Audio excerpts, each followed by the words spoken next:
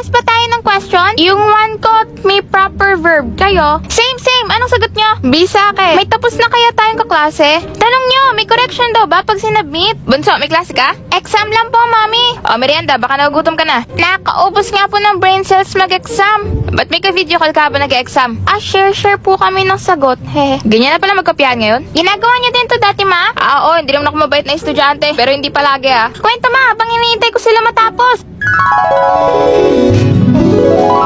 Mamaya sa exam, pag inaangat yung lapis, letter A. Tuktok lang sa mesa para malaman na ng number. Huwag madamot sa sagot, ha? Marie Chris, sige na.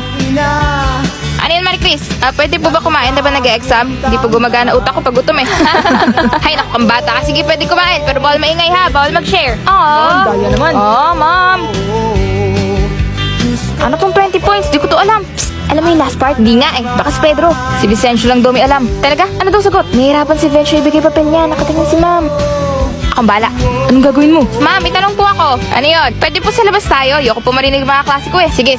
Hindi na nakatingin si ma'am. Vicencio po kapya. Ayun na, okay magulo. Isa-isa lang. Opo ma'am, grabe po talaga. Wala na nga po akong tulog eh. Ganun ba? Kawawa ka naman. Ang hirap pala ng buhay mo. Oo nga po. Okay na po pala ma'am. Teka. Sige na.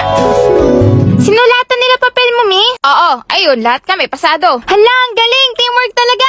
Ayun, nagsenda sila ng sagot. Ngayon ko lang palalagpasin to ha. Huwag mo nang ulitin yan. Ay. Thank you po.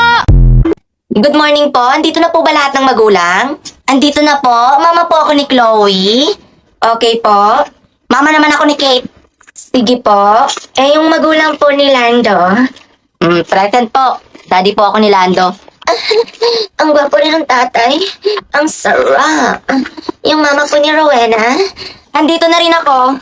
Tama nga yung anak ko. Kauri namin yung teacher niya. Pok din. Okay po, mag-start na po yung meeting. Pero bago po ang lahat, sa nanay po ni Rowena, yung anak niyo po, masyado na pong palasagot sa akin. Ma'am, lagi niyo po bang tinatanong yung anak ko? Opo, lagi po. Always ko po siyang tinatanong po. Ayun naman pala, kaya nagiging palasagot yung anak ko sa inyo. Ayan, like mother, like daughter. I mean po, sobra na po siyang sumasagot sa akin. Wala na po siyang respeto. Paano walang respeto? Para sagot yung anak ko. Ang tawag dyan, excellent. Bihira sa bata ang ganyang talento. Tsaka kakasabi mo lang, sobra na siyang parasagot. O dapat gawin yung valedictorian yung anak ko. Diyos ko, magkaugali talaga yung mag-ina. Hirap makaintindi. Ang Happy birthday, Nini! Thanks. Uy, ikaw na regalo mo sa akin. Next time na lang. Ang daya mo! Nini, anak! May nabalitaan ako sa Section 1 na may pupunta daw dito para regaluhan ka. Minute, this is it. Manliligaw mo daw. Ate, mag-ayos ka na. Sir, lasang sibuyas pa yung bibig ko. Nagsisig ako for lunch. Paano na yan? I-shut up na lang ang mouth. May dala akong toothbrush. Halamin mo muna. Yuck, Megan. Ang arte niyo kulay pink kaya Nini, to. dalian mo. Hala, sir, wala pa akong toothbrush. Sibuyas Guys, ka. ako nang bahala. Sige, boy, May dala akong mouth spray. Mouth spray? Bakit? Lagi ko itong dala kasi alam kong mabaho yung hininga ni Nini. Totoo. Nakakasawa na. What is that? This is Damo Life Natural Super Mouth Spray. Isa itong natural mouth spray because formulated siya from herbal, ando-gratis, panicolata, or yung tinatawag nilang Fatalijon. Ano? Fatalijon. Meaning, tutulungan ka niya to reduce bad breath, pangati ng lalamunan, prevent mouth and throat bacteria, and most importantly, tutulungan ka ng hindi maging dugyot na may mabahong hininga. Wala kang preno. Sir Mel, papunta na daw po. Mga anak, dalian niyo! Galing mo na.